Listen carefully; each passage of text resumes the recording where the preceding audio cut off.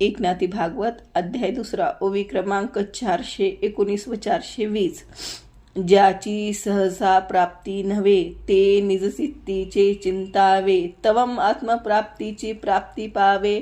चित्त निजानुभवे सहज भजता. तेव्हा निश्चिते जे जे चिंती चित्त ते ते स्वयेची होय समस्त. या प्रचितीची चित्त भजत ब्रह्मार्पणयुक्त निजबोधे. अर्थ: